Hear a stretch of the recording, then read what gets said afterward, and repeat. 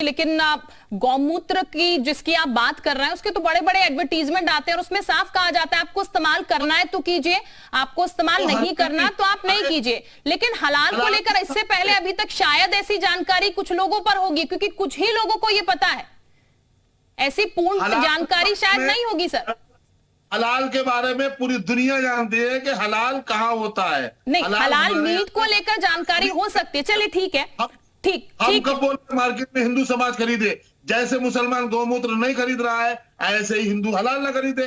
बात को बढ़ाना है। इनके पास तो पिटारे हैं ना, जिन पिटारों में लब जिहाद है, किसी में हिंदू और मुस्लिमों में नफरतें हैं, किसी में धर्म परिवर्तन है। चलिए ठीक है, मैं इसका जवाब लूंगी आलोक अवस्थी साहब से। कपीश साहब के पास से आलोक जी मैं आपके पास लौट रही हूँ।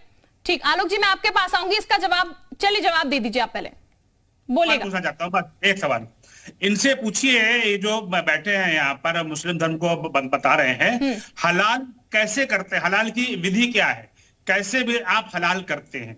मतलब मीट के अलावा जो आप डेयरी प्रोडक्ट पे और बाकी चीजों पे हलाल बता रहे हैं, तो हलाल की प्रक्रिया क्या होती है, थोड़ा समझा दीजिए। नूर साहब दीजिएगा फटाफट से जवाब। एक तो मैंने अपने आप को मुस्लिम धर्मगुरु बताया नहीं है, मैंने कहा नहीं मैं मुस्लिम धर्मगुरु हूँ, मैं Muslim personal law board of India का प्रदेश अध्यक्ष हूँ। मेरी बात सुनिए। हलाल हमारे यहाँ जानवरों को, जो हमारे यहाँ हलाल जानवर है, जिन्हें हमारे यहाँ जिनका गोश्त खाया जाता है, उन जानवरों को हलाल करते हैं। जैसा कि अभी आपके चैनल के माध्यम से मालूम चल रहा था कि वो लोग दुआ पढ़ते हैं, वो लोग इस तरीके से लेटाते हैं, वो सही बात है। हमारे यहाँ ये सब होता है और हलाल लिख करके वो लोग बेच रहे हैं, तो ये उनकी ईमानदारी है। रही बात फला प्रोडक्ट में क्या है, फला प्रोडक्ट में क्या है, वो कैसे हो गया हलाल, तो इसकी जांच आप कराइए। आपके पास जब आप उसको मुद्दा ही बना रहे हैं तो ठीक से उसको कराइए, जांच कराइए, सच क्या सामने आ जाएगा। बहुत सारे प्रोडक्ट ऐसे हैं जिनमें बहुत सारे जानवरों की चर्बियां, उसका मांस इस्तेमाल किया जाता है, और वो लोग इस बात को दिखा रहे हैं कि भाई इसमें हलाल है, हराम नहीं है। हमारे यहाँ जो दूसरे जानवर है जो हलाल नहीं है, हमारे खाना जायज नहीं है, उनका मांस हराम। आलोक जी बोलिएगा फटाफट से, फिर नेक्स्ट केस के पास चलते हैं। शिल्पा जी, इन्होंने अपने वक्तव्य से बता दिया कि दुआ पड़ी जाती जी। अब गैर इस्लामिक लोगों के सामने जब हलाल प्रोडक्ट जा रहा है मेवे के रूप में, नमकीन के रूप में, दुआ पढ़ करके और उसको सर्टिफाइड कर रहे हैं, तो क्या ये जायज है लोगों को धोखे से दुआ पड़ी हुई चीज जो आपके इस्लाम में विश्वास नहीं रखते हैं उनको खिला देना, क्या ये जायज है? अगर इस पर जांच हो रही है तो क्यों आपत्ति है? ये गलत तरीका है ना कि जो देश 85% जनता इस्लाम में विश्वास नहीं करती है और वह वही मेवा, कपड़े, शहद, नमकीन इस्तेमाल कर रही है, डेयरी प्रोडक्ट इस्तेमाल कर रही है, उसको दुआ पड़ा हुआ हलाल का क्यों खिलाया जा रहा है?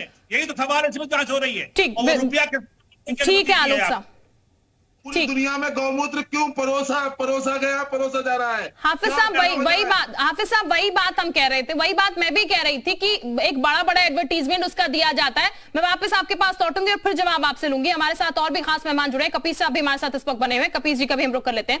कपीश जी, जो बहस इस वक्त चल रही है उसका लेकर आपकी क्या राय है? क्योंकि एक तरफ कहा जा रहा है मुसलमानों को यहाँ पर एंटी मुस्लिम सरकार है, यहाँ पर इसके साथ जब ये हलाल शब्द इस्तेमाल किया जा रहा है, आपत्ति इसको है, क्योंकि जाहिर है आप भी जानते होंगे छोटा सा एक सिग्नेचर पीछे जो कि अमूमन हम और आप लोग या फिर आम जनता भी नहीं देखते होगी।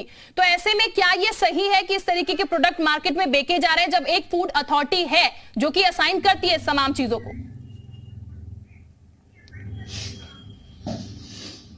पहली चीज इस बात को आप शुद्ध कर लें कि सिर्फ एक नहीं है।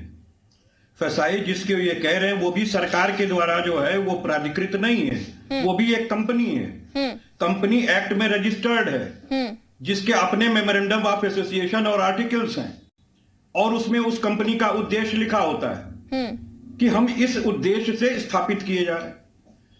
अब चाहे वो एग मार्क हो, चाहे वो फसाई हो, चाहे वो ISI हो, चाहे वो हॉलमार्क हो, या आप सोने के अंदर भी मानक और शुद्धता का कारण देखती होंगी, तमाम ट्रेडमार्क चलते हैं जो शुद्धि की गारंटी करते हैं। अब मैं एक बात आपको बता दूं, कुछ कार्य ऐसे होते हैं जो संप्रभु होते हैं, कुछ एक कार्य ऐसे होते हैं जो संप्रभु नहीं होते। जैसे भारतीय रेल चलती है अगर, तो वो संप्रभु कार्य है, वो केवल गवर्नमेंट ऑफ इंडिया करेगी और दूसरा कोई नहीं करेगा। हाँ, वो किसी ट्रेनों का प्राइवेटाइजेशन कर सकती है एक हद तक, लेकिन वो गवर्नमेंट करती है, कोई दूसरी पटरी नहीं बिछा सकता। लेकिन इस तरीके के मानक को देने के लिए कोई सरकारी अपनी एजेंसीज नहीं है, ये इसको क्रिस्टल क्लियर कीजिए। मैं लीगल एक्ट इसके बारे में कह रहा हूं। योगी सरकार ने जो कृत्य किया है वो इनलीगल एक्ट है। पूछिए क्यों? क्योंकि जब एक शिकायतकर्ता शैलेंद्र शर्मा ने आपकी 153A, 288, 383, 419, 420, 467, 468, 471, 505 आईपीसी के तहत एक प्रथम सूचना रिपोर्ट हजरतगंज थाने में अंकित कर दी, और अंकित होने के बाद क्योंकि वो संग्रह अपराध की धारा है, 3 महीने के अंदर उनको चार्जशीटेड करना है या अंतिम रिपोर्ट देनी है। तो ये अन्वेषण का काम तो पुलिस करेगी। तो अभी पुलिस ने अन्वेषण किया नहीं, सरकार ने कोई अलग जांच बैठाई नहीं। सरकार ने कोई अलग जांच बैठाई नहीं कि आपको ये प्रूफ हो रहा हो कि साहब ये हलाल मार्का कैसे, क्या 3-5 है इसमें, क्या इसमें फर्जिफिकेशन है, क्या इसमें अपराधीकरण किया गया है। आपके पास कुछ नहीं है, बावजूद उसके आप पहले ही प्रतिबंधित कर दिए। अरे ये अनलॉफुल एक्ट है जो योगी सरकार ने किया है किसी भी कंपनी के लिए। और एक बात आपको बता दें, कोई भी कंपनी रजिस्ट्रेशन एक्ट में जो रजिस्टर्ड होती है वो धर्म के आधार पर नहीं होती है। और ये जो हलाल मार्क है, ये हलाल का मतलब होता है खरा, यानी शुद्धता की माप है। जैसे एग मार्क है, हॉल मार्क है या ISI है, उसी तरीके से ये भी है। तो आप उन पर तो कार्रवाई नहीं कर रहे, सिर्फ हलाल लिख करके आ गया तो आपको बड़ी दिक्कत हो रही है। एग मार्क पे तो दिक्कत नहीं है, एग मार्क भी तो वही चीज आ रही है, एक से अंडा। लेकिन नहीं साहब, वो तो आप जानते हो कि नहीं करना है। तो आपको मुसलमानीकरण करके हिंदू मुसलमान लड़ाना भिड़ाना है, और आपको बेरोजगारी से ध्यान हटाना है, आपको महंगाई से ध्यान हटाना है। ठीक है, आलोक अवस्थी साहब, ध्यान हटाना है, हिंदू मुस्लिम करना है, सिर्फ इसीलिए हलाल को इतना टारगेट किया जा रहा है, इस पर्टिकुलर शब्द को, इस पर्टिकुलर चीज को लेकर फेल्योर है, उस पर यह बात नहीं करना चाहते। ठीक है कपीश जी। आलोक जी, आप कपीश जी को सुन रहे होंगे। मैं यही कहूंगा कि कपिल श्रीवास्तव जी एक वकील हैं और इनको हलाल वालों का केस लड़ना चाहिए समाजवादी पार्टी को, जरूर से कोर्ट में जाकर के, क्योंकि सरकार तो कार्रवाई करेगी जो ये काम कर रहे हैं। देखिए, दो बातें हैं जिसमें मैं सवाल खड़ा कर रहा हूं। पहली चीज, गैर इस्लामिक लोगों को हलाल प्रोडक्ट को क्यों खिलाना जरूरी है, यह कोई बता नहीं पाया। दूसरी बात, ये कंपनी एक्ट नहीं है, इसको आप गुमराह मत करिए। यह सोसाइटीज हैं, इन्होंने कोई फर्म बना रखी है, कोई कंपनी में रजिस्टर्ड नहीं है। यह इनका मैं अभी चेक कर रहा हूँ, दोनों चीजें आप भी चेक करके भी हमको दिखा दीजिए कंपनी में कहीं रजिस्टर्ड हो। ये तो नहीं है, कंपनी नहीं है। दूसरी बात यह है कि जैसे हम एक टोल रोड में सरकार टोल वसूलती है और टोल वसूल करके देश के कल्याण में खर्च करती है, उसको स्वास्थ्य में लगाती है, शिक्षा में लगाती है, अन्य जगहों लगाती है। एक अराजक तो भी जो है बीच में डंडा मार करके टोल वसूल लेता है, वो रुपया कहाँ खर्चा कर रहा होता है, क्या रुपया कहाँ खर्च कर रहा है। अभी जमीयत उलेमा ने कहा है कि हम आतंकवादी वलीउल्लाह का केस लड़ेंगे। तो इस तरह पैसों की वसूली हो रही है, जो पूरे देश से वसूली हो रही है हलाल के नाम पे, टैक्सेशन के नाम पे, उसको पैरोकारी में रूप से जो है कहा जा रहा है। तो ये जांच का विषय है। बिल्कुल कपीश जी फटाफट से बोलेगा, फिर बाकी गेस्ट के पास जाते हैं। ठीक है आलोक जी, बोलेगा फटाफट से कपीश जी। देखिए ये भाग खड़े हुए। मैं कह रहा हूं, अगर कोई अनलॉफुल एक्टिविटीज अगर इन नेस्ट संस्थाओं के द्वारा किया जा रहा है या कंपनियों के द्वारा किया जा रहा है जो ले रही हैं इनसे, उन्होंने तो शिकायत की नहीं भाई, वो तो वादी बने नहीं शिकायत में कि हमसे साहब जबरन जो है वो हलाल का वो पैसा लिया जा रहा है और हमको सर्टिफिकेशन किया जा रहा है। तो कहां से अपराध हुआ? और मैं बार बार कह रहा हूं कि अभी अपराध की आपने का अन्वेषण नहीं किया, आपने कोई चार्जशीट नहीं की, तो आपने पहले ही ये सोच करके कि पूर्वानुमान लगा के कि ये तो अपराधी हुआ होगा, ये आतंकवादियों को ही सप्लाई करते होंगे, ये आतंकवादियों का ही केस लड़ेंगे। किसका लड़ रहे हैं?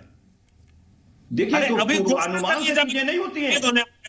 कपिल जी, आपने जमीयत उलेमा ने घोषणा करी है कि वलीउल्लाह अनलॉफुल एक्ट एक गवर्नमेंट के द्वारा किया जा रहा है, ये आपको सामने नहीं दिखाई दे रहा। आप मेरी किसी बात का जवाब नहीं दे पा रहे। और मैं दूसरी बात आपको कह दूं, अगर आप कोई कहते हैं कि कोई संस्था है या कोई न्यस्त है, तो न्यास भी न्यास अधिनियम के तहत गठित होता है, और दूसरा चिटफंड कंपनी का एक्ट है, रजिस्ट्रार है, उसके तहत संस्थाएं होती हैं, उनका भी मेमोरेंडम ऑफ आर्टिकल्स होता है, उनका भी एसोसिएशन होता है।